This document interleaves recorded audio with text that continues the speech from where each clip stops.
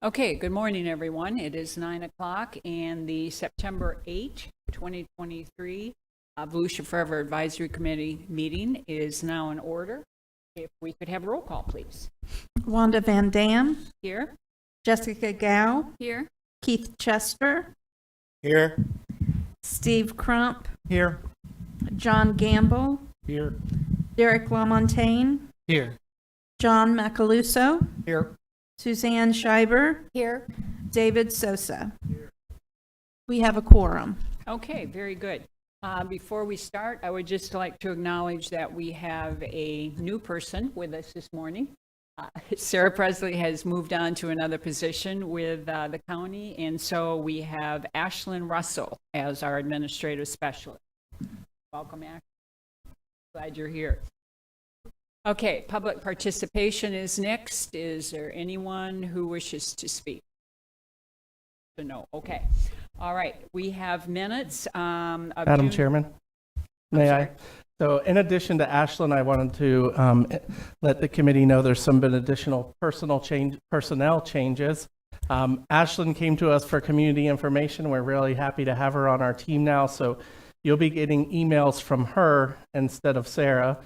And I've been promoted to Community Services Director, and Nick Dunham, and many of you guys know, is our Interim Resource Stewardship Director. So he'll be over Volusia Forever, Echo, Land Management, and Extension for us. So we're pleased to have Nick in the role. He's been with the county for 20 years, has some both private industry experience for 7 years, and working with the county, which we like to see that public-private. Well, George likes to see that public-private experience.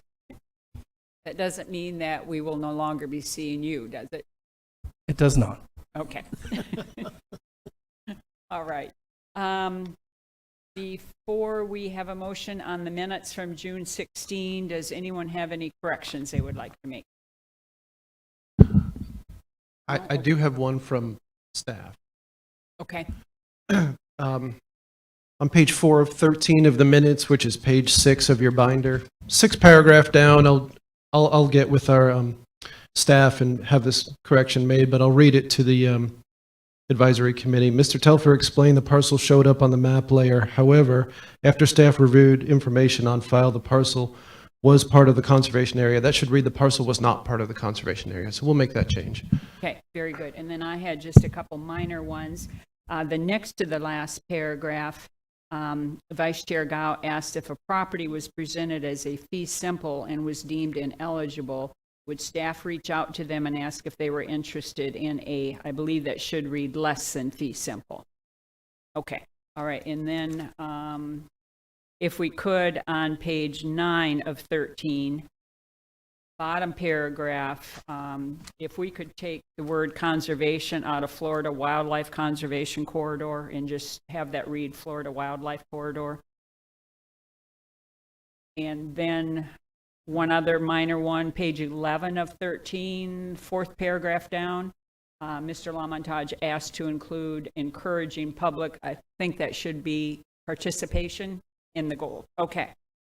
All right. That was 11 of 13. Fourth paragraph down. Yeah.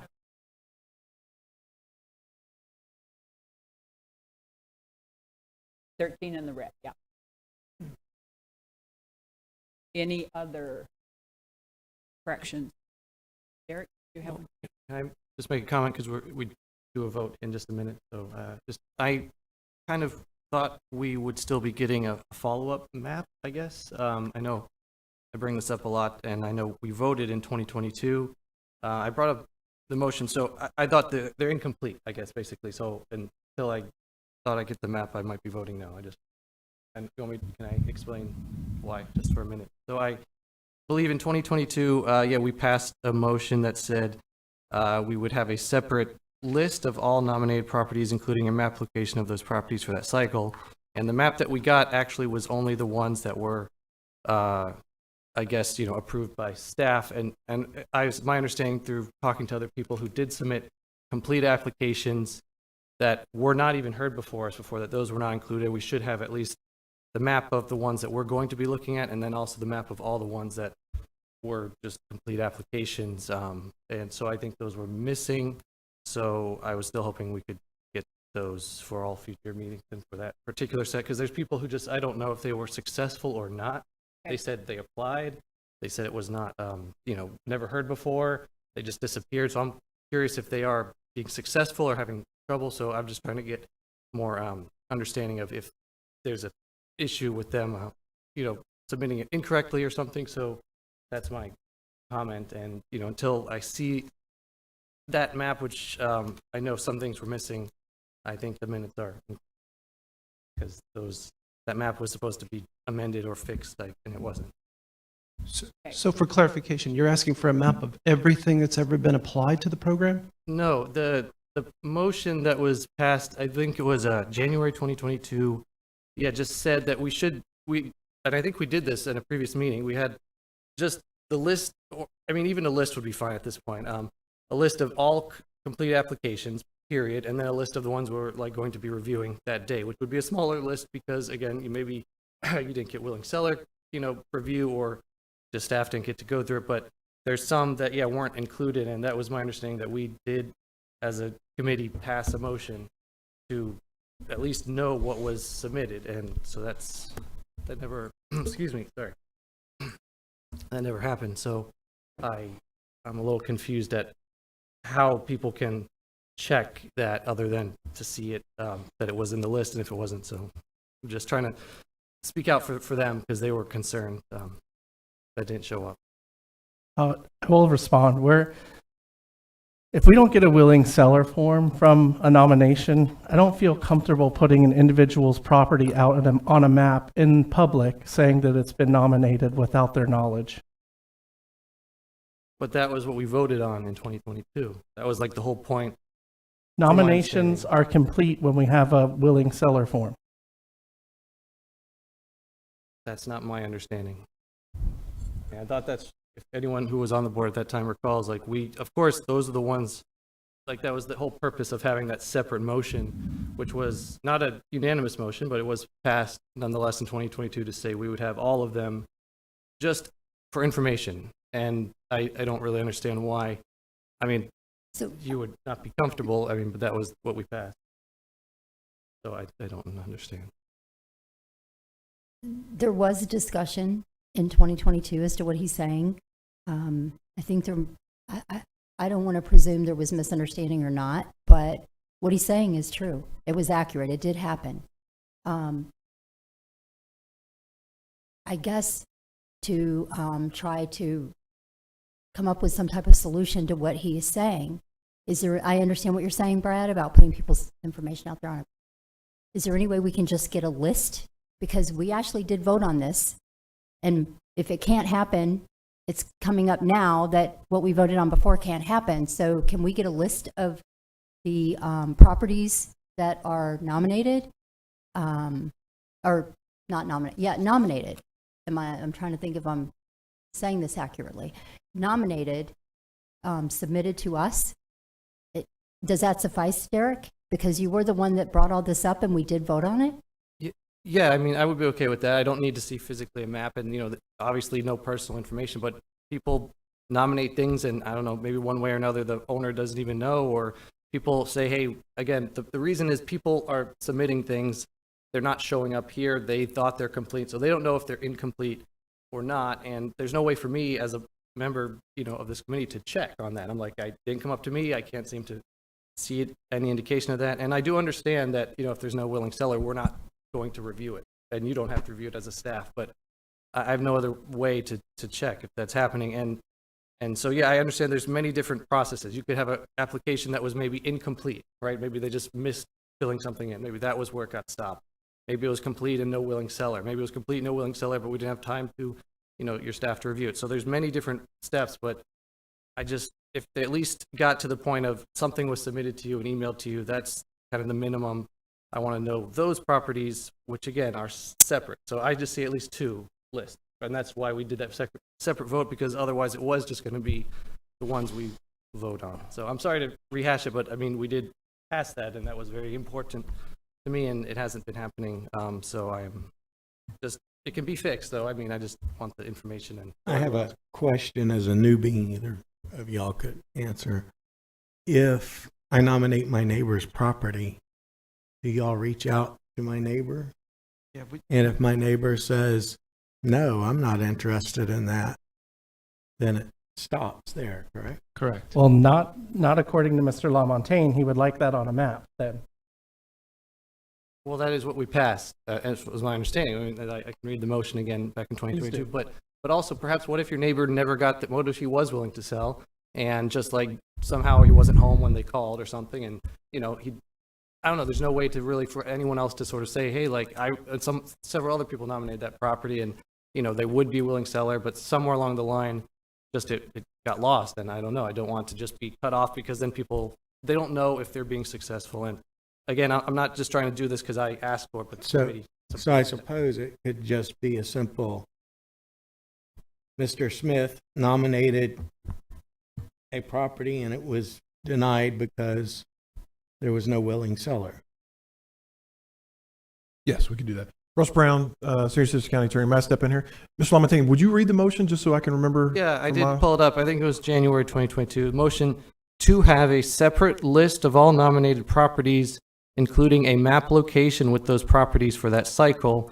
It was seconded, passed 7-2, 2 people voting no. So that was, again, separate, we got the map of the ones where we will be voting on and we'll be looking to move forward because they were complete, willing seller, all that stuff. But if it was nominated, it's different than complete for review, in my opinion. I mean, not just my opinion, but I hope we can clarify these steps because my concern is people of the public nominated properties.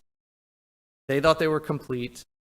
They never came to this board for like a no vote before, because I heard that was, an understandable reason. Maybe we don't want to review it twice, but they're just like in limbo. They're like, I have no idea what happened to it. So they don't know if they're being successful or not. And at least, So Derek, I guess I'm thinking that they're calling staff's not returning their calls, and there's no communication to them.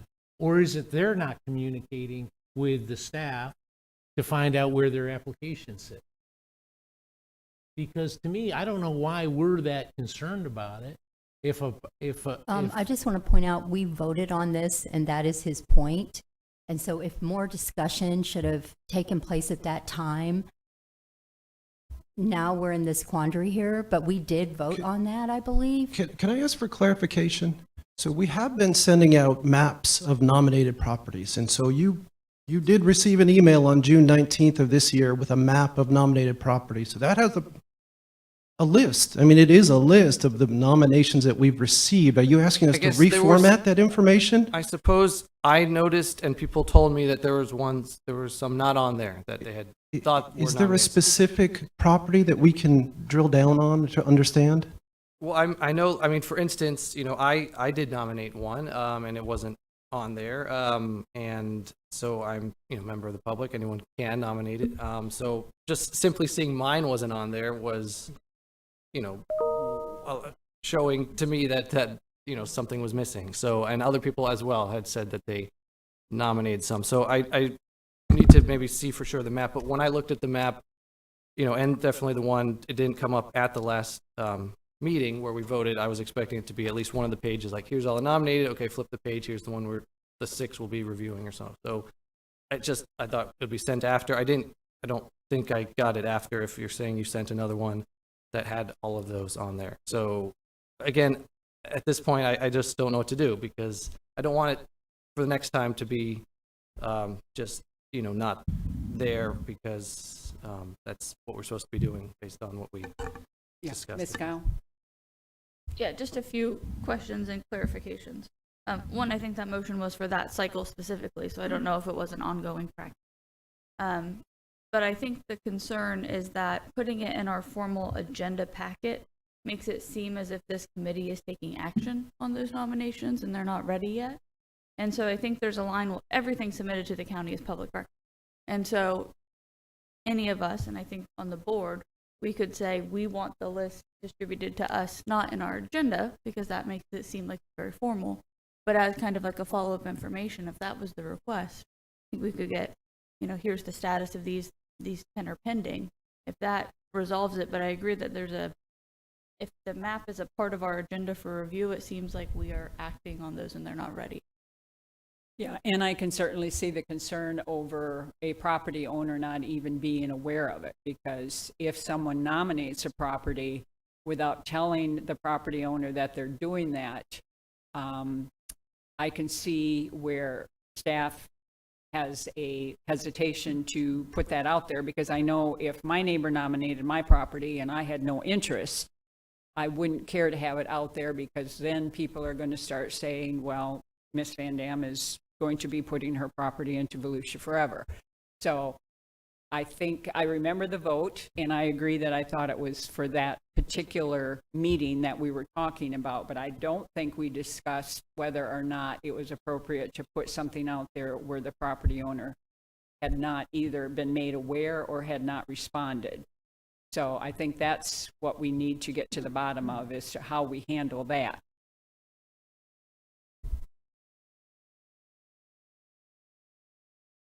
I would like to know if the motion stated that it was only for that. I actually would like to just know what the motion was at the time, if Yeah, that's available. Yeah, it did say it was just for that Because site. when we vote on things and then we come back and then this happens, I just want to know what took place exactly at the time if we did it. Yeah. Mr. LaMontagne, did you just say it said it was for that cycle? No, it was not. It was just not. No, it was my understanding, and the discussion and the wording itself, that in the minutes that you can check it, that it was ongoing. That was now our policy. We'll have two maps essentially. One, and again, at this point, I'm willing to kind of accept just a list or something if you're concerned. I mean, all properties available on the property appraiser's website. I mean, people know where.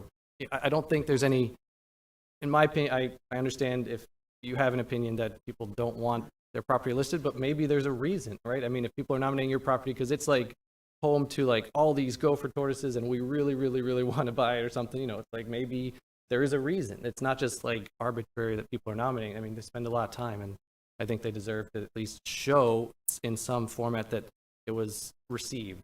And right now it's gone.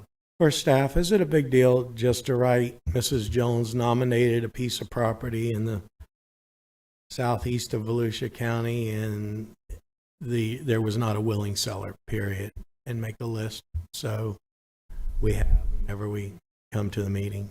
Is that difficult without adding addresses? I mean, we have a list now. We do track all the nominations that come in on a spreadsheet, so we could redact some of the personal information from that spreadsheet. Would that be difficult? Well, not difficult, no. So to put this to bed, if y'all could do that and have that in the packet. Well, and as the attorney of the committee, my advice would be the motion passed 7-2, so that should be the will of the committee and should be followed unless there's a subsequent motion that somebody wants to make to change those processes, which unless the record is exempted for some type of exception and statute, then that information is readily available to the public anyway. So I appreciate that comment and trying to minimize it. And if that's the will of the body, then that's fine. But ultimately, if that information is releasable, it can just be record anyway. And I don't know if that's a bigger lift, but unless the motion changes, that's the will of the body and moving forward. And I think it was just we'll go from there. Wouldn't it take the person who originally made the motion to do that?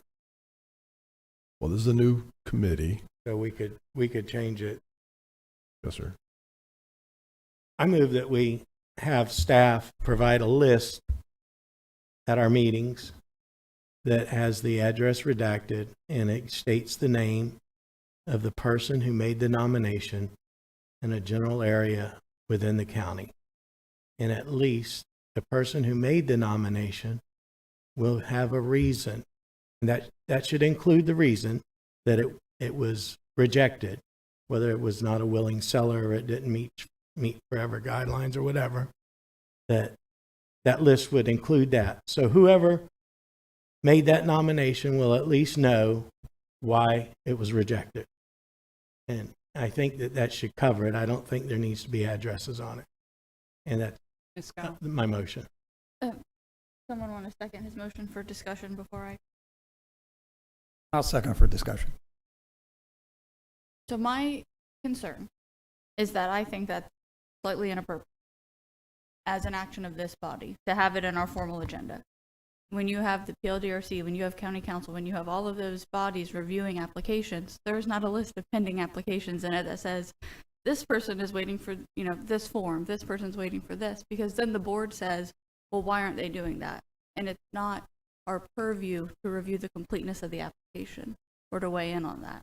I think that having it shared with us, as the motion said, internally makes sense as a follow-up email before committee or with the agenda, but I don't think it should be a part of our formal agenda, because I think that brings us outside the scope of what we should act, in my opinion.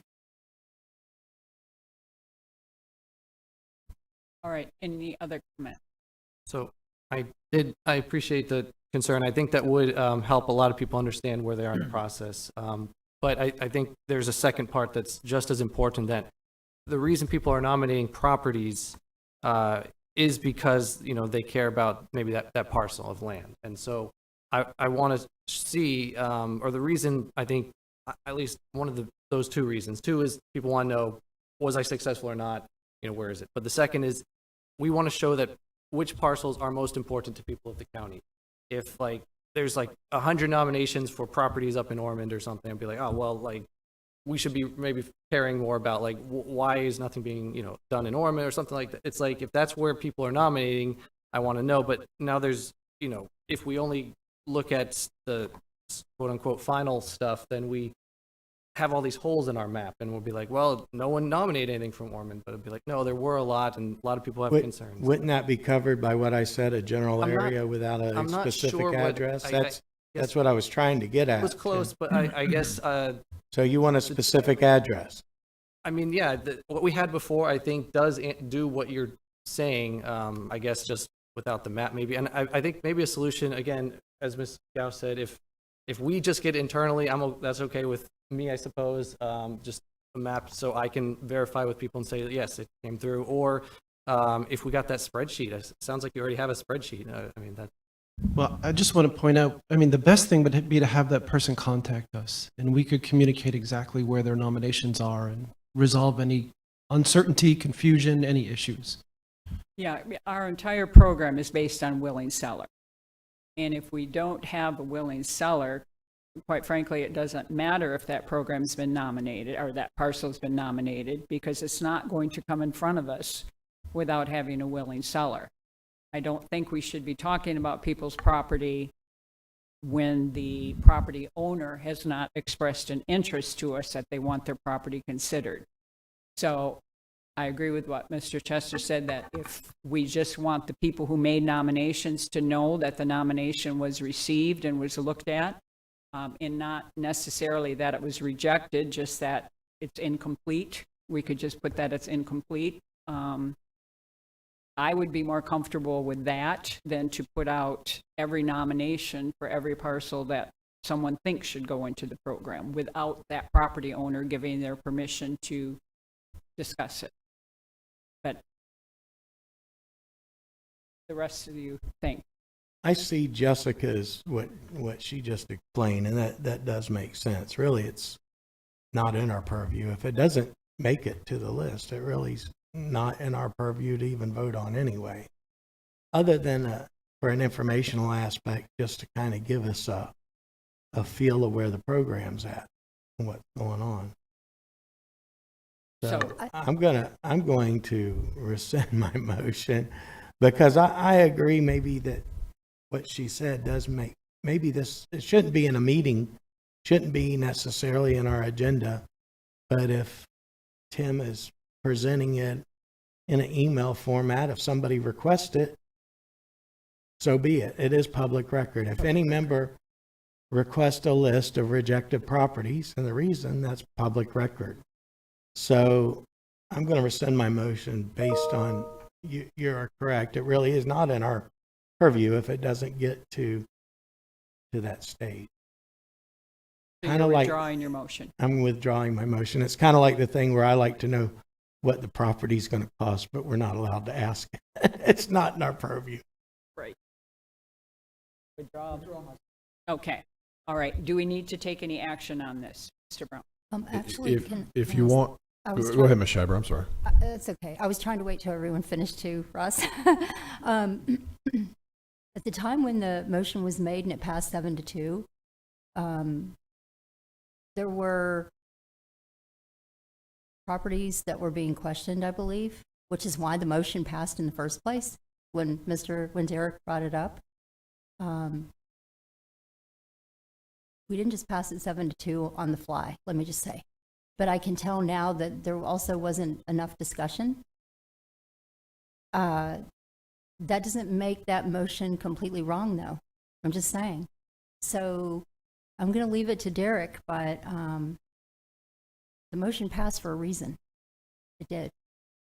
And that's what I was going to speak on. Just so we're clear, Mr. Chester withdrew, Mr. Macaluso withdrew a second. So the will of the body still stands as to what that motion was, 7-2. So until directed otherwise, that is the will of the body. So do we need a motion that it not put into our packets? I mean, that was not discussed at the time, I don't think. That's I up to think the that's up to the committee. Otherwise, the motion as it stands will be the will of the body until otherwise directed to staff. Okay, so I'm sorry, do we need a motion to say that the information does not go into our agenda packets, that it's simply emailed to us ahead of time? Or, That would be preferable if that's the will of the committee, so that staff knows the clear direction. okay. Does anyone want to make a motion regarding that? I don't understand. I mean, I think anyone who follows the committee probably would, understand that,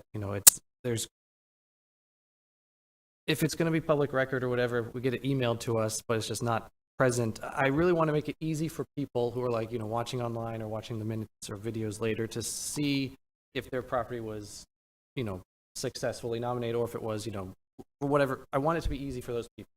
I understand if it's easy for us, of course, we can check our emails, but to have, all these other people have to, reach out to staff, take staff time and, take them effort. And there's a lot of back and forth. If it's already in our agenda and it's public record, I don't see why not having a page with, you can put big on the top, just say like, not fine, or, not for voting or something, just for informational purposes only. These were the ones received. I mean, I kind of understand that you just want emailed to us, but I mean, I'm doing this, I'm asking for the people who want it easy for them. It's easy for them if it's just, page 2 in our packet, whatever. Does staff reach back out to people who nominate property and let them know where it stands? So when a piece of property is nominated, we send a letter to the nominated parcel owner, the property owner, and the nominator, just letting them know we've received it and a communication attempt has been made. But if we don't get a response back, it stops. We don't have a willing seller. If you don't have a willing seller, do you let the person nominating the property know that? No, we're not currently following up with a nominator at this time. So that seems to be the problem. So is that a problem for staff to do that, to follow up with the person that nominated the property and say, we don't have a willing seller? Because that would, I Well, think, part solve of the problem, if they don't respond, when do you respond back? 2 weeks later? 6 months later?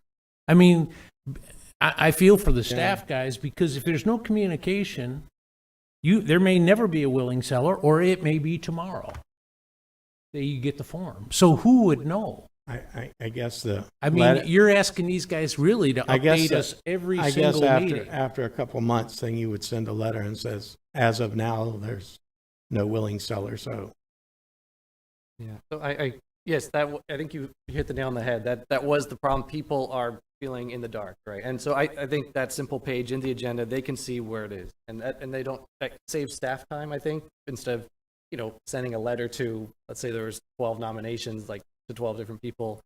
Again, with that whole thing of it could change tomorrow. Like that's so the simplest solution is just have that map in our agenda when we meet every few months, and people can sort of see like, oh, it was just not no willing seller, or maybe there was. I mean, that's the answer. I think that's the simplest answer. At least staff time, best way for that public tells to, us, but that doesn't tell the public. No, they check. And you the just said agendas, that yeah. you wanted the person who nominated to know. That list is only going to tell us. It's not going to tell the person who nominated the property. And you just explained that you wanted the person nominating to know what happened. No, So the list doesn't help them, it helps us. I think it helps. Even if it really doesn't help us, because if it hasn't got to that stage yet, it's not even our business, not our purview. And if we want it, we can ask for it. It's public record. But I think the people, I can just direct them to this. It's much easier to just say, just check the agenda. I mean, that's I guess what I'm saying, like, those people who are trying to find out more, make it easy for them without, it's sort of like, this is the closest thing to kind of a static website showing all the properties, and, you know, like kind of your Excel sheet or whatever you have, like spreadsheet, that's just, you know, that's not online or anything, right? So the update would be just every agenda. They can check on the agenda if it was successfully nominated. I mean, that's the easiest way for the public to get the information. That's least staff time, least amount of public having to actively reach out. They can passively, I can just click on, you know, view the agenda, and they can see if it was, right? I mean, that. I was trying to get you to where you wanted to go originally, but this is, I'm sorry, I might be missaying it. your point is that you wanted the person who nominated the property to know what was occurring. Yeah, but there's two things. And now for you're the saying public you to want- know which want- properties are nominated. Okay, so as it stands right now, we approved a motion to have a list of nominated properties.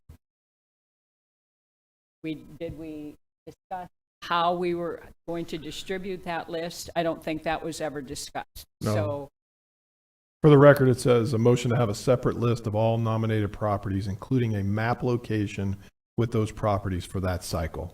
Motion passed 7-2. okay, so we didn't say how it was to be distributed or when it was to be distributed, just that there had been a request that nominated properties.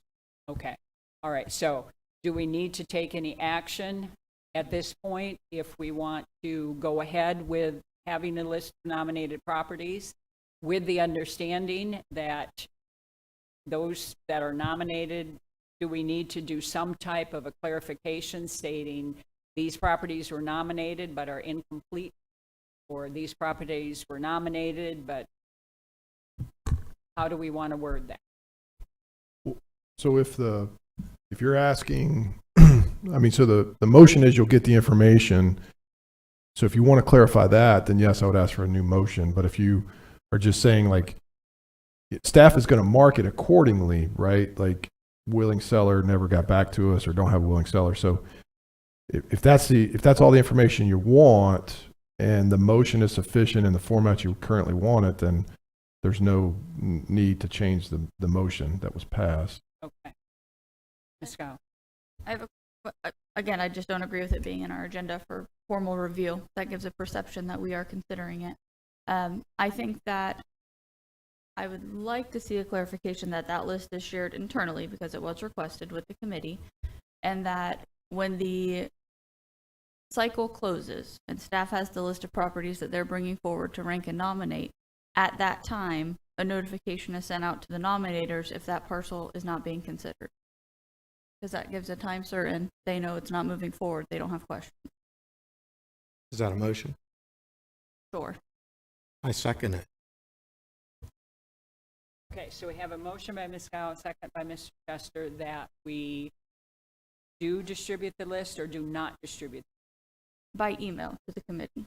Okay, distribute the list by email to the committee, and then ask staff to reach out to the nominating party and let them know that it will not be taken into consideration and why it will not. I have one question on that. Tim, what is the recommended time frame before you would notify someone? Mr. Macaluso, I think that's a great question. My recommendation would be within a reasonable amount of time. I think it's difficult to define a certain concise time requirement. I think staff is professional and sophisticated enough to know when that will be necessary. So my recommendation would just be in a reasonable amount of time. I'm sorry, what was that last part of that? Your recommendation would be? In a reasonable amount of time, staff will get back to the nominating party to let them know the status of their of the nomination. Okay. If we can clarify, but prior to the public hearing. Committee meeting, right? Okay, that's fine. Because I think the agenda's set and we know the properties that are on there. Staff all right with that? I think we can make that work. Derek, does that fit your intention? I suppose, I mean, the only thing that would be missing, and I understand we're weighing different preferences. Like, do we want to have that appearance? I think Ms. Gao, you know, I understand your perception. You don't want people to be thinking that we're voting on something, but I guess I lean more towards hoping more people who aren't the nominator and aren't us, if they want to follow what's happening, like how else, they're going to have to be more proactive. And I like it to be as easy for them as possible to get this information instead of having to email one of the board members and say like, hey, was this on your map? Or instead of having to email staff.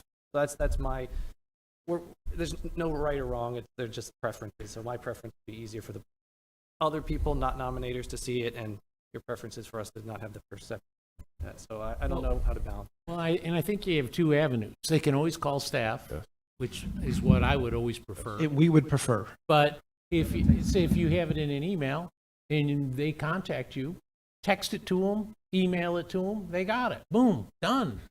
I mean, we're spending a lot of time on something that this is really minimal stuff. A phone call takes care of all of it. I don't know. I had to call Spectrum the other day. I had to wait 30 minutes to get things done, and these guys, I know, answer their phones faster than that. Okay, so we have a motion and we have any further discussion? Okay, all in favor of the motion? Aye. Aye. Any opposed? I'm Okay. abstaining, I guess. You're going to abstain? I'm not opposed to that as opposed to nothing, but yeah, Okay. liked All how right. it was. Hey, who abstained? Mr. Lamontagne, you abstained? Why? I still wanted it to be as it sounded like it changed it from being a. Then you vote no. It's either yes or no, because you're here. There's no reason to abstain. So you voted, If you're saying I have to vote no because I Yes, can't sir. vote present or whatever. no, I'm not saying you have to vote no. I'm saying you have to vote. Yes, sure, vote no. Why not? So you vote no. Yes. Okay, I'm just trying to make record clear. That's all. So 8-1, motion passes. Okay. Okay, I move to approve the minutes as presented. okay. Motion to pass the minutes as amended, correct? As amended? Okay, No, as presented. Well, they made a bunch of changes. that we made some minor changes. Oh, minor changes as, yeah, Okay, thank all you. right. Well, I So- forgot about all that. So we have a motion to approve the minutes as amended and a second. Second. Okay. All in favor? Aye. Aye. Any opposed? Nay. Okay. Motion passed. Okay. That brings us to new business, and I think staff has some information for us. We do. We have a recommendation that we're making to the advisory committee today. So this slide that you see before you right now, the intention of these changes that you're going to see on this slide here is really to speed up our processing time on applications that we receive. Right now, we kind of have a bifurcated process, a split process, where we have one phase for eligibility and then one phase for the sorting or ranking process, which we're going through today. And there's a significant gap of time in there. Now, when this program first started, we did publicize quite extensively these application cycles or windows. And very quickly, we removed the cap or the start date on them. And basically what that means is we're taking applications all year round right now. Anytime somebody has a piece of property they want to submit, we will take an application on it. What that means is we have some applications that sit in-house now for 6, 7, 8 months before they can get fully processed through. So we've been looking for ways to speed that up. And so this, what I'm calling kind of a hybrid or a stacked meeting format, is what we would like to switch over to. So rather than having these special purpose meetings where we just meet for eligibility or just meet for sorting, now we'll have the first phase of the meeting be for eligibility review, and then the second phase be for ranking. Now, one of the things that we do need to note is that the resolution that governs the procedures of this program requires us to notify a property owner in writing on the advisory committee's determination on eligibility. So we can't have a property go that morning and then be reviewed that same same meeting for the sorting process. So that one has to slide to the next meeting. But this is what we're recommending, and I've got a note up there too. We also need to, we do need a firm date for cutoff on applications that are going to be received for that next meeting, because it does take some time to put all this material together, get it packaged up, and get it in front of the advisory committee.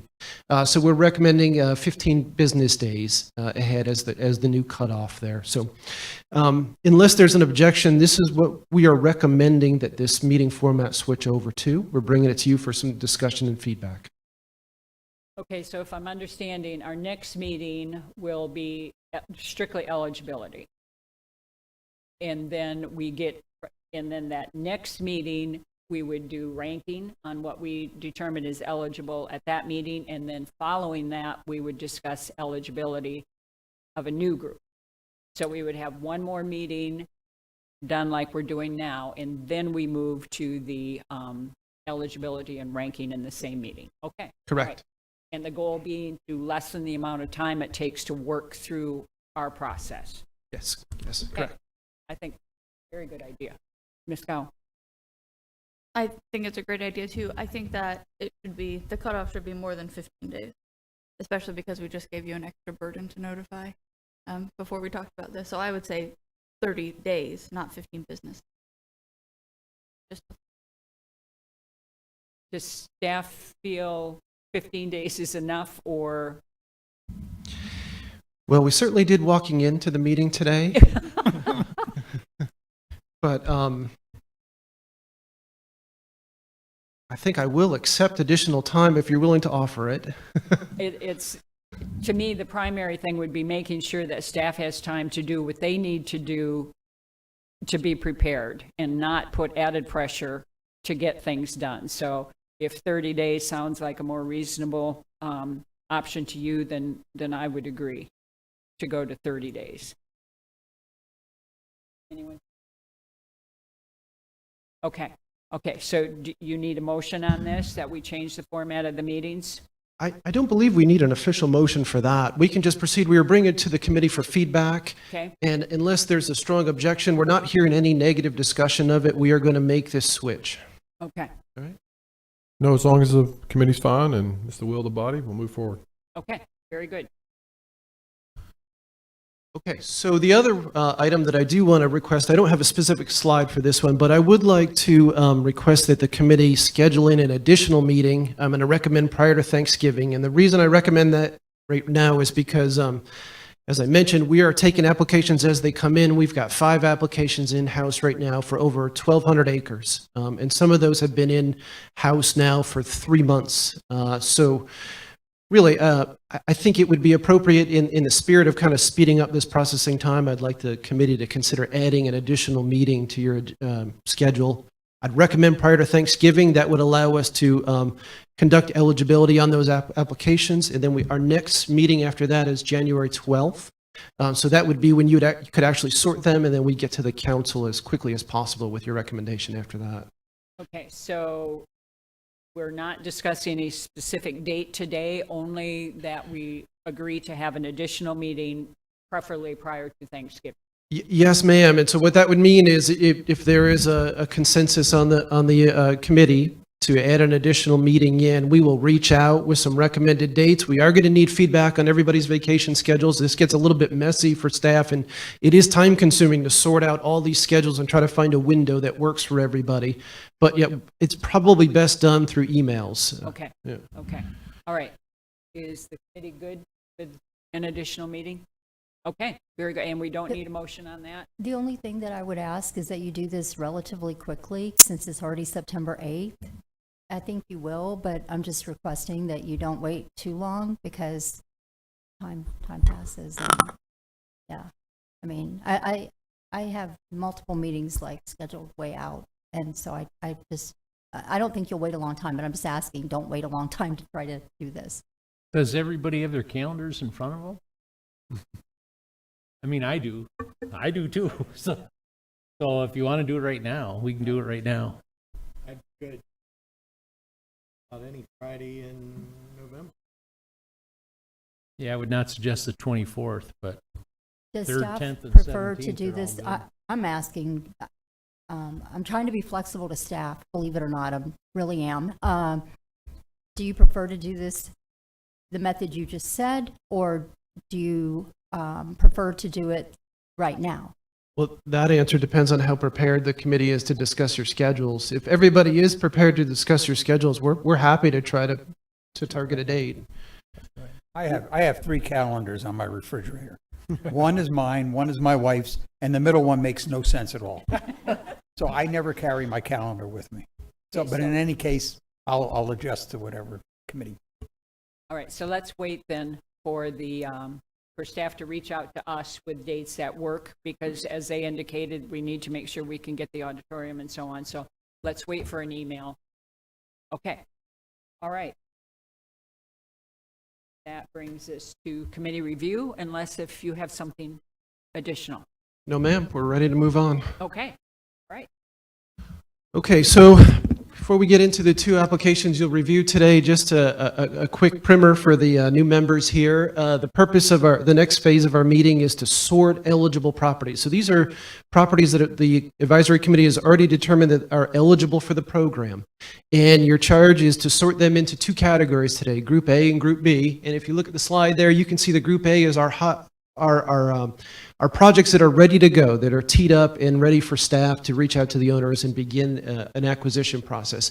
And Group B is properties that are eligible and are important to the program, but not the highest priority based on evaluation criteria.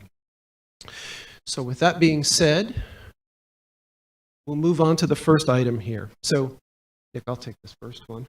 Okay, so the first property for your consideration today is the Lake Harney property, southern Volusia County. It is a proposed fee simple acquisition. The size is 5,578 acres. It received a staff site ranking criteria score of 14 of 19 of the criteria.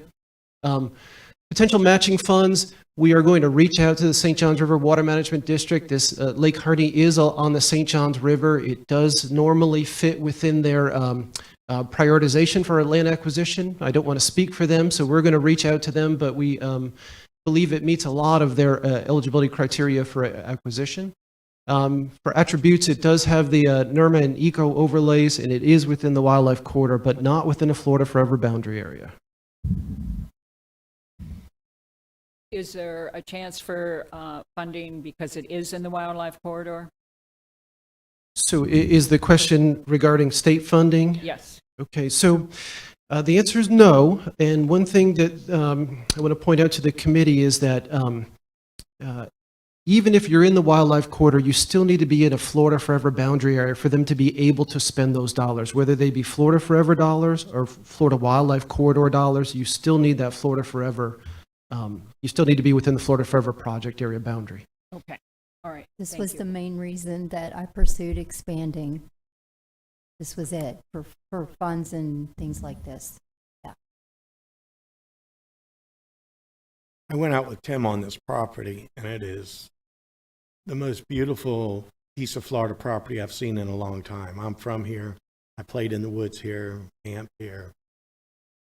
And this is a gorgeous piece of property. And a lot of it is dry. It is definitely a developable piece of property. But it is, I could see this becoming a widely used piece of property in the future for passive recreational activities with, 2 miles of shoreline? Roughly 2 miles of frontage on Lake Harney. Yeah, Yes. and that's a gorgeous lake. I'll move to, we put it in A list, I'm sorry, the A list. Okay, so a motion for Mr. Chester to Motion put to this put on it the A. A list. Second. Second for Mr. Gamble. Okay. Before we do a vote on the motion, should we ask if either of the gentlemen in the audience would like to speak on this? No? Okay. We have a motion and a second. All in favor? I have some questions. Okay. Sorry. I also toured the property, and how, and you may not be able to answer this right now, but how do you perceive, or do you perceive this being open to the public. You see this as being open to the public, I mean, because I know how we got there and, toured it, and that's why I'm asking. Yes, we do believe that public access is something that can be facilitated through this Facilitated. acquisition. Yes. Okay. Okay. The property is so large that since it's on the lake, do you see the public having any access to the lake? So again, I'm going to say normally yes, unless there's a. And this is a solid question because I literally, and I know, and so I'm asking a legitimate question here because this does matter to the overall. As far as I'm concerned, we purchase land that it needs public access. I mean, this is part of the program. So I'm asking a legitimate question here. Yes, I can answer that. Nick Dunham, Interim Resource Stewardship Director. So a property this large is capable of having multiple access points. So what you're describing is taken care of in the management plan phase, where Okay. we'll evaluate the property, look at the best, most feasible way that we can get the public access. Whether that That's be what I wanted to know, Nick. road And access I asked or it water for a access. specific reason because I toured the property. So that's exactly what I needed to know. Thank you. And I too had that question. And in fact, we went down the paved road, which ends at the gate, but on each side of that paved road was part of the property that's going to be purchased, correct? That's correct. So it's actually, the accesses to the lake could be, did you take her down to the gate? Not the gate that you're referencing, no. Unfortunately, you didn't get to go down to the gate. But Because the if land, you could there- not there's act- travel the land then. There's actually Not the same all the time. Right. There's actually a paved road that goes down to a gate. And on each side of that roadway, that paved roadway would be the property. And at that gate, there's a bridge with a waterway that goes into the lake, which would be very easy to make into a canoe launching type facility with just a minimal amount of fill and stuff there. Okay, Would and y'all- these are discussions that will take place Yeah. for the management on the property, correct? Correct. All of this will be looked at in the management plan phase and set in the management plan. Okay, okay, all right. So we have a motion, we have a second. Any further discussion? Okay, all in favor of placing this property on the A list, signal saying aye. Aye. Any opposed? Okay, very good.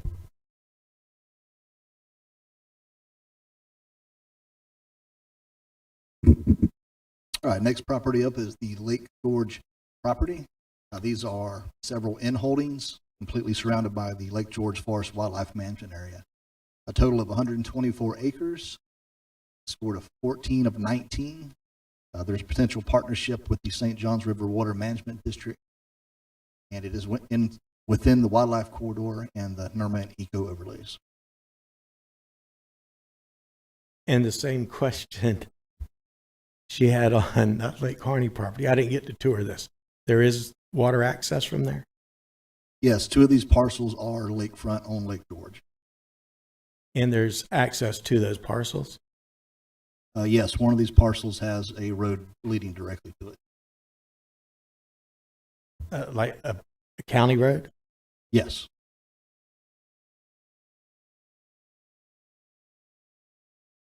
There's actually 4 of these parcels have county road access, but they are already completely surrounded by the management area. All of the parcels are within the management area now, Yes. correct? Yeah. Any questions of staff? All right, motion? Okay, motion by Mr. Second. Gamble. Okay, very good. We have a motion, we have a second. All in favor, vote by saying aye. Aye. Any opposed? Okay, unanimous decision, to put it on the A list. Okay, so just for your familiarization, we've just completed the step that is circled in red on the screen here. From here, it'll move for the county council's consideration. We will present that A and B list for their review and consideration. All right.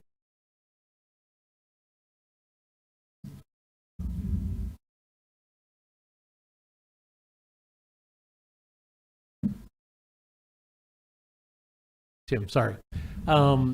With the new process, with us listing properties virtually every meeting, does that mean you're going to council after every one of those meetings? Or are you going to wait every 2 meetings, or what's your plan on that? So I'd like to keep it fairly open and have it be volume determinate. Okay. You know, so when we get a sufficient amount, we'll bring them to council, but I wouldn't envision that we would hold anything back for a significant period of time because these changes are intended to speed up the processing. So I guess my answer is as quickly as possible while it remains efficient for staff to bring them forward. Gotcha. Tim, how much is in the pot right now in the Forever Fund? We have 5 million in reserves. 5 million? 5 million. There was a different number shared at council the other night by our budget officers, and they said 15 million. That's including what's going in on October 1st. Because again, we put the money for acquisition in reserves and pull as needed. So it's not an appropriated line in our budget. It goes directly to reserves. But after October 1st, We'll have 15 million. because that's what's collected or? Yes, sir. Yes. How many properties do we have on the A and B list right now, may I? We have 16 properties on the A list, and I believe 3 or 4 on the B list. So if you extrapolate out our average price per acre, which is $5,000, and the acreage, that's also in line with Florida Forever. You extrapolate out the acreage on the A list, we're looking at $50 million. But again, we're working with our partners. We've got the vast majority vast majority of the properties on the A list in partner programs, working through the process.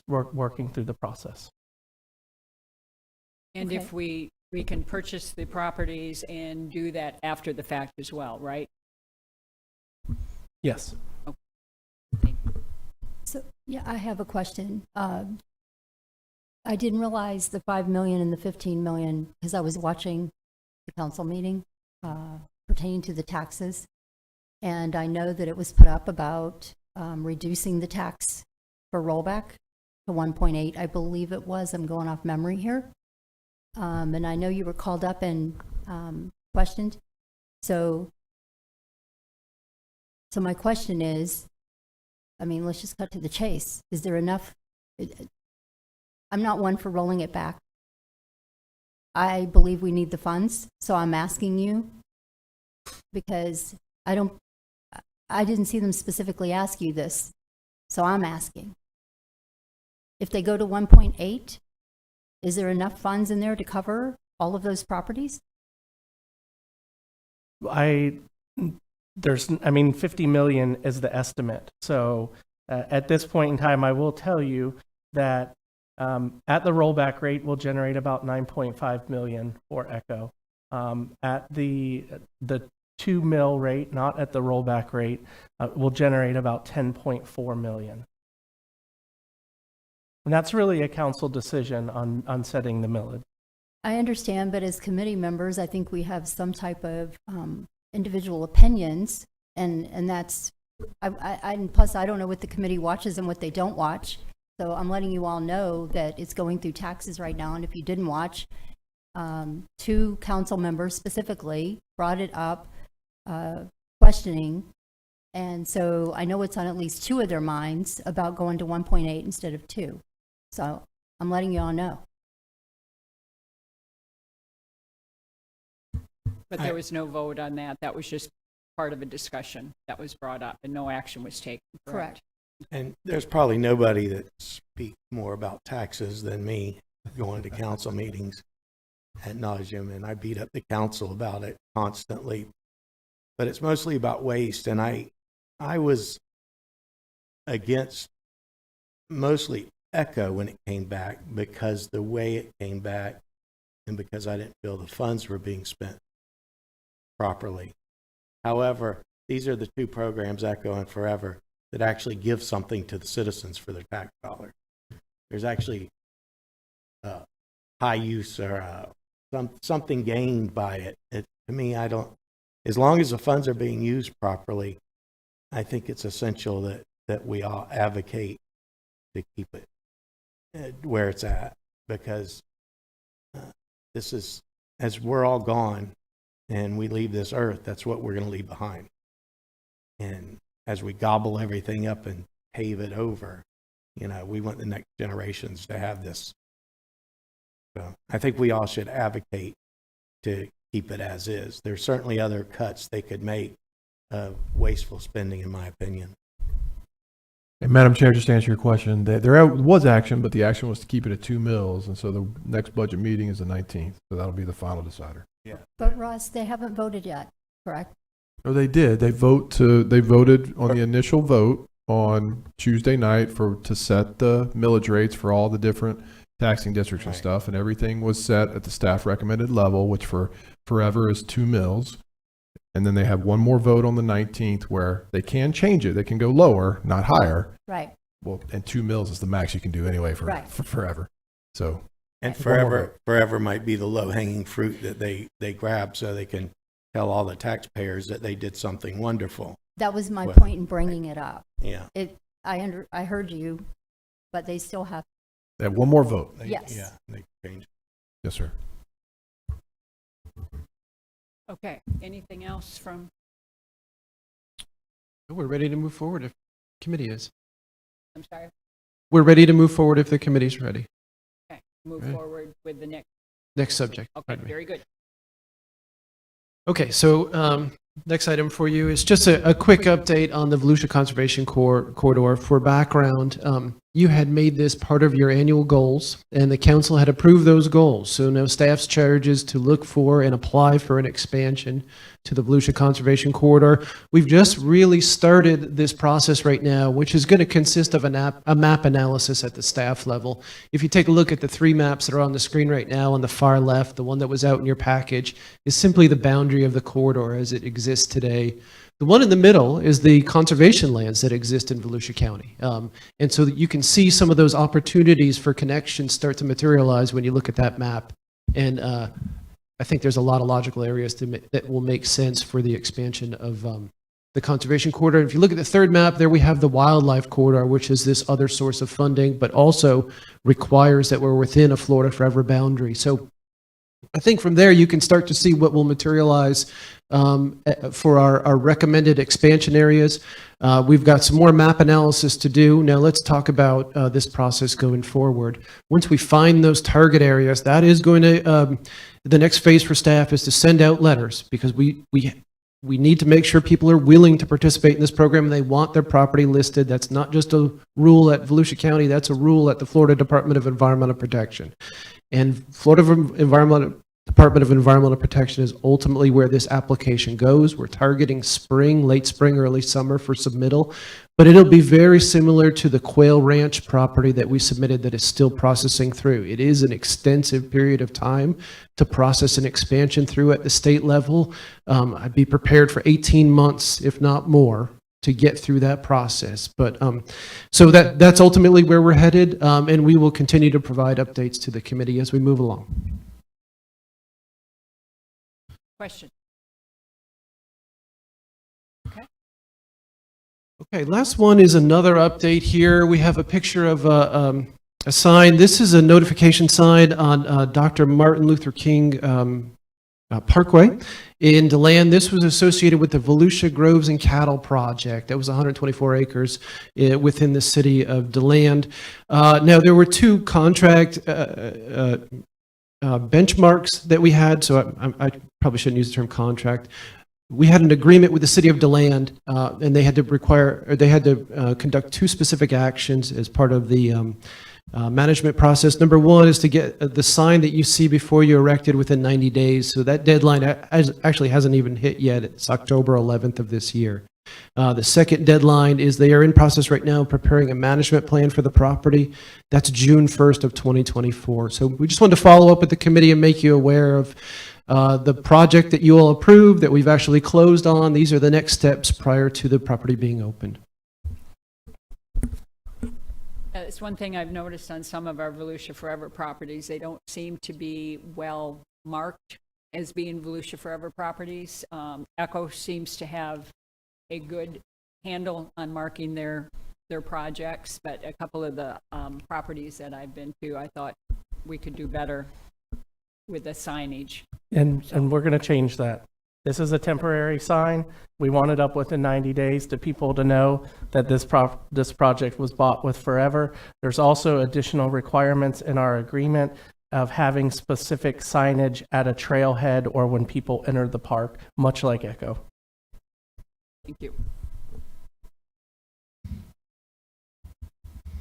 Not on this item. I just have a couple of quick announcements when the committee's ready to move forward to the next step.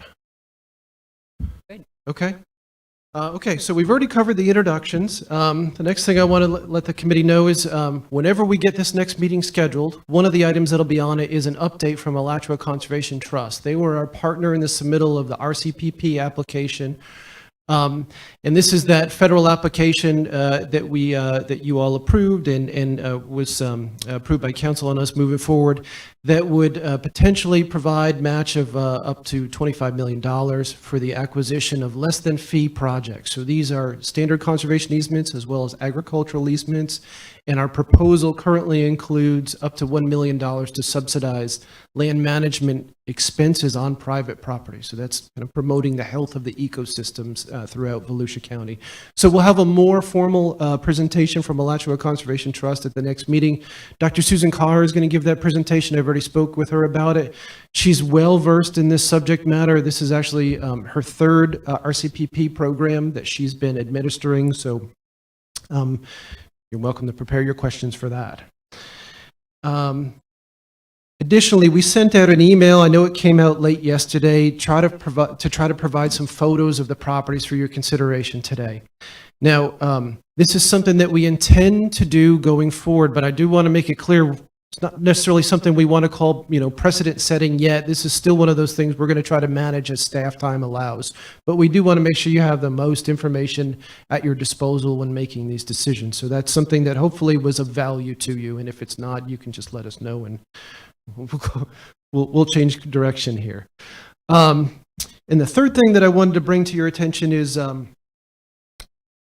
we had a brief conversation today about that A-list, and Brad mentioned that there are a number of properties that are in process with our potential partner organizations. One of those major partner organizations is the Department of Agriculture and Consumer Services at the state level. They administer the new Rural and Family Lands Protection Program. So that program is also similar to our Forest and Farmlands program in that they can provide compensation for agricultural easements.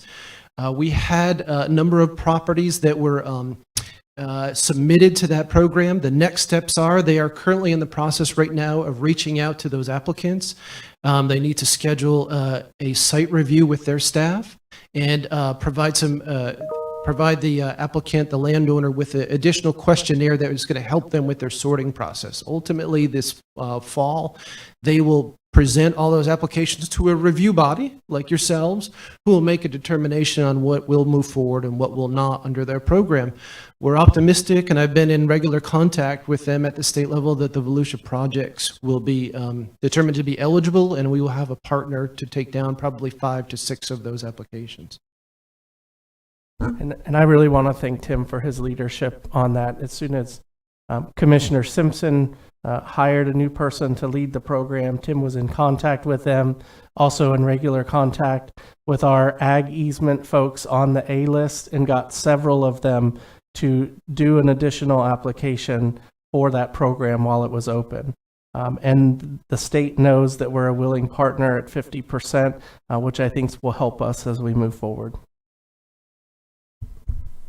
That was the extent of my updates. I have 2 questions. Okay.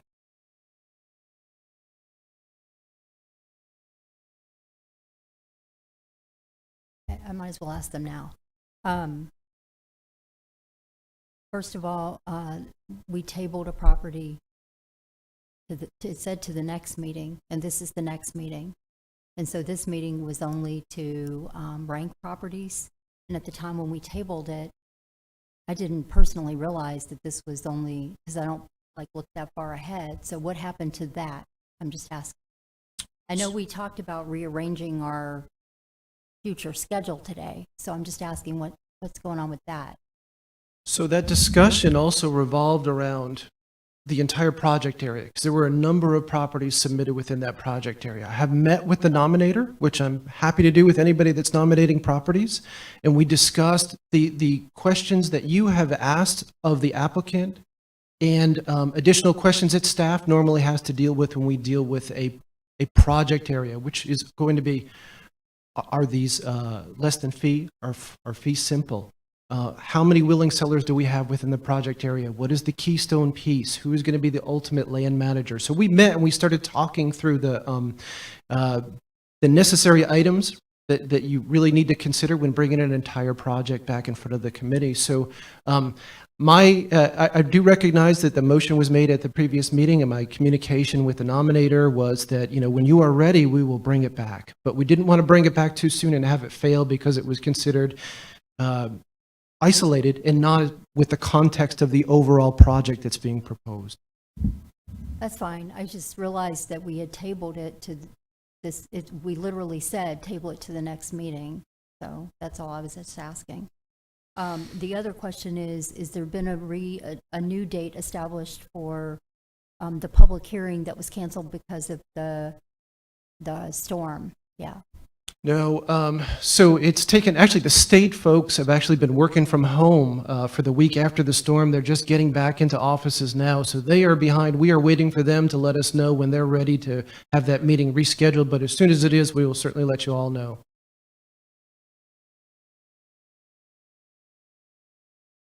I just wanted to comment regarding the pictures. I was able to go to both of the properties that we talked about today, and I thought the pictures were very representative of the property.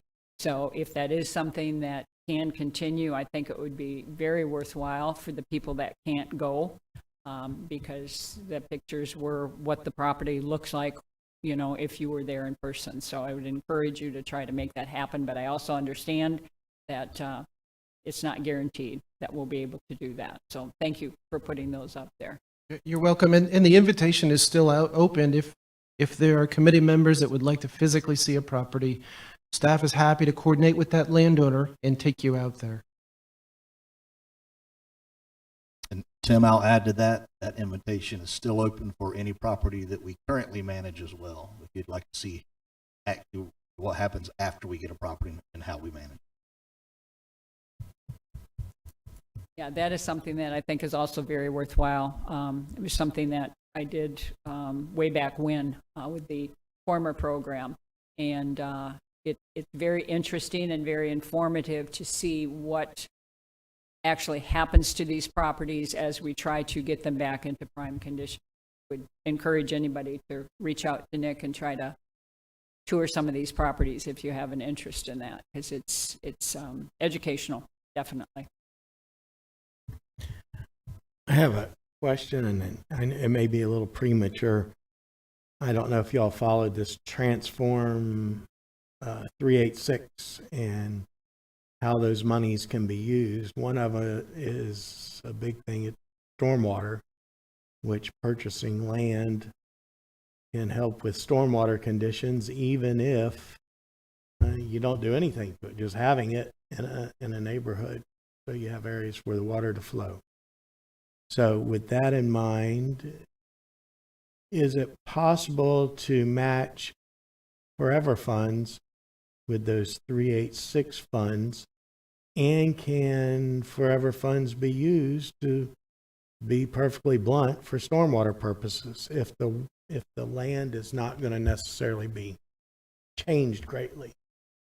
So to provide more pervious surfaces in an area. So the answer to the second part of your question is it depends. So we still have to follow the criteria that's listed in Resolution 2023-77, which is that scoring sheet that's provided to the committee. So that's the determination of whether the property is eligible or not. if it meets the criteria, it would be determined to be eligible. I'm not familiar with the 386 funds. Volusia Forever funds do have some pretty significant restrictions on them, particularly that, can only be used for passive park development, and those natural resources should be protected regardless of what happens on the property, which is normally just public access features. So to the extent that those two criteria can be met, there's a lot of potential. Now, I say that not knowing what strings are attached to the 386 funds, because one thing I will say to all of you is when we talk about bringing other funds into the program, we have a whole new set of rules and criteria that we have to follow with other people's money when we go on a joint acquisition. So I would have to get familiar with 386 to really answer your question.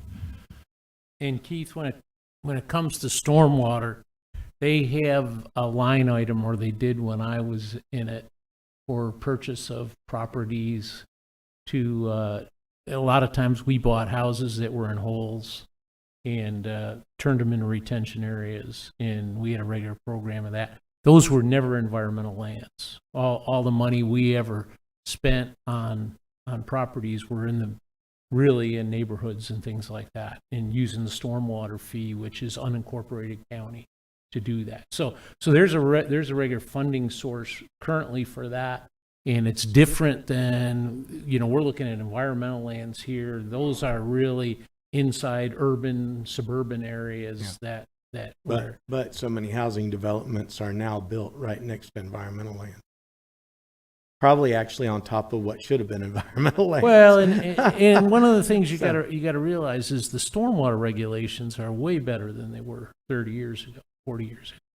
So a lot of the homes that flooded weren't new homes. They were old homes that were built in areas that have been flood prone for years and years and years. So, and those are typically urban areas on the east side of the county. Don't know really what happened on the west side, but I think there's other places now, the block grant money and that stuff. That they're probably going to spend a lot of that trying to help some of the cities, because they had the majority of There's $300 million in that but fund that's coming up. They're going to build new. I commented when they had their hearing, just because on some technical stuff, but that I think that they're going to use that in urban areas. That's typically what block grant stuff is. So I think there's a pretty clear separation between what we're doing here and what that is about. And So- their draft action plan is currently in their 30-day review cycle before it's transmitted to the state on the county's website. That has kind of the line items and the breakdown of where funds would be used if you Yeah. want to dive in. I've seen it. Yeah. I think it needs to be changed, but So, question, Tim, my understanding to Keith's question that you answered is you're not really sure right now how the 386 funds can be used. Is that what I understood?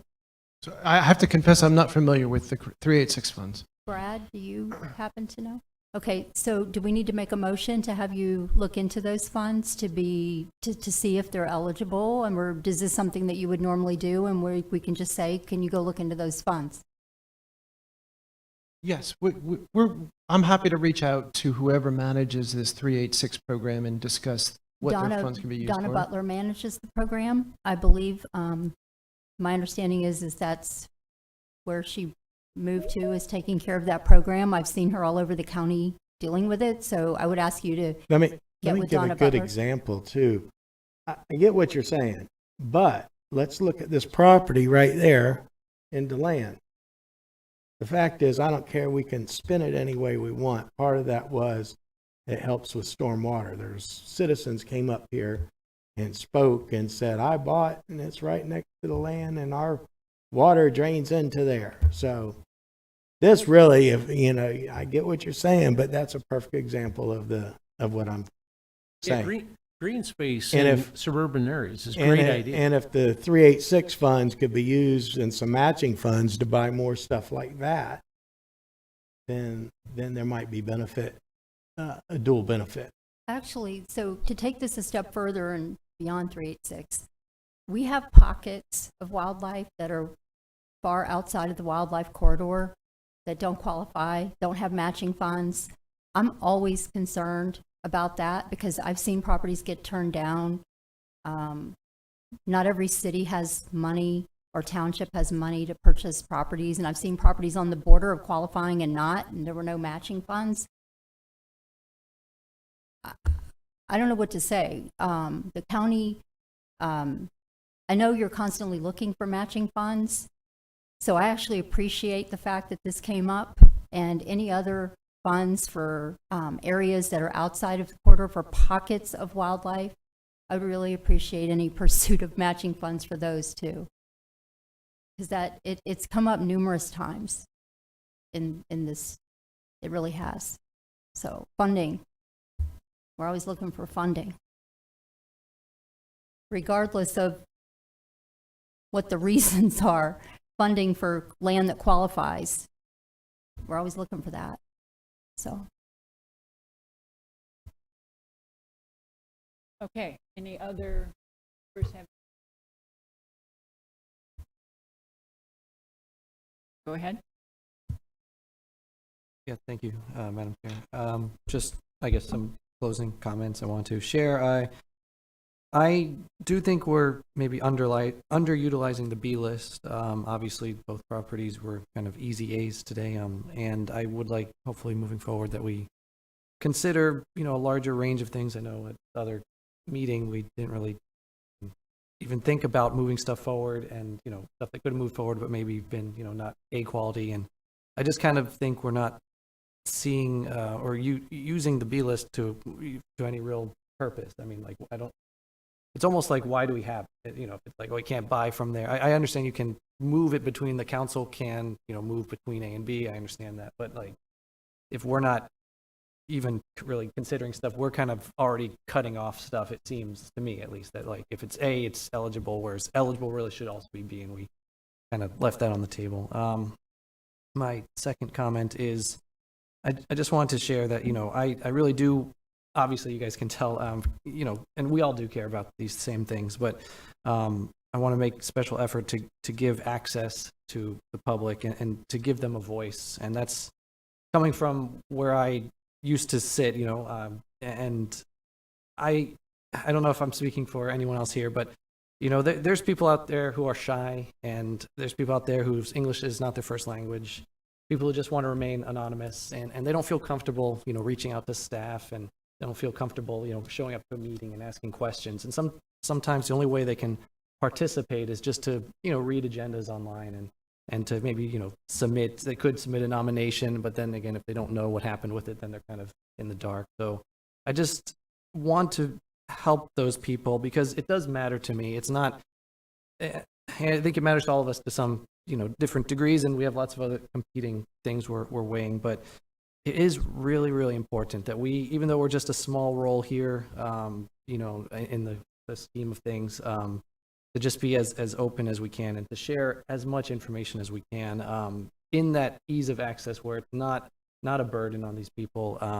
And maybe they don't even exist out there, but I think they do. I think there's people who want to learn more, get involved, and to kind of allow for that to happen by, providing that information, on agendas, and just extra information is always better. I just hope we can continue to do that. And maybe, I think we can maybe clarify this in a future time, and I'm looking forward to seeing how the new information will be coming to us, to really pin down these terms of nominated versus, a complete application, because I think I'm still having some confusion on that, but we can discuss that later. Because I think nominated just means someone put in nomination, but I think some people are not considering it nominated until they get like the willing seller. But I think that's a different name, a different word. It's just the wording that is kind of tripping me up. I can speak for myself. So that's my comments. And again, I do want to thank staff for making those suggestions of having those dual meetings. That was an excellent suggestion, and I'm looking forward to doing both the nomination or the eligibility thing and the combo meetings, as you put it. That's wonderful. Thank you.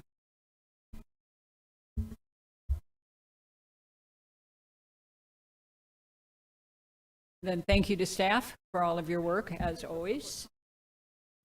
Public comments, come on up.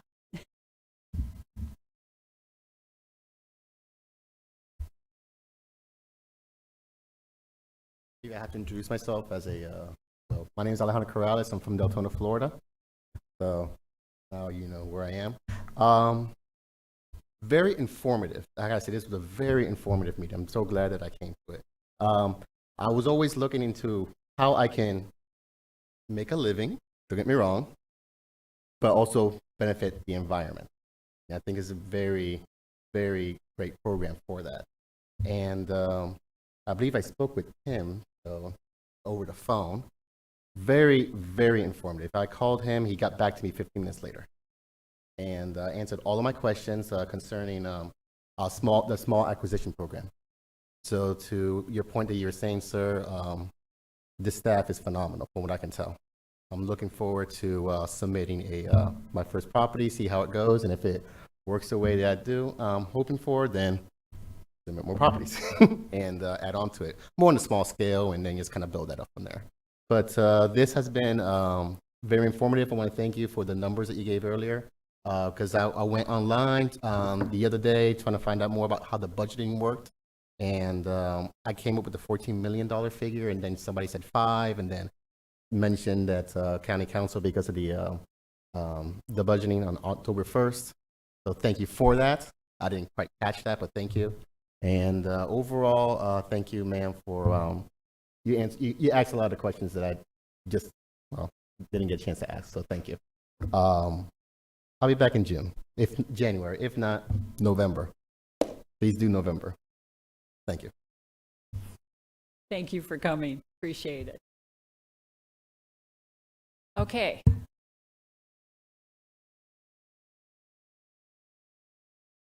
Thank you, everyone.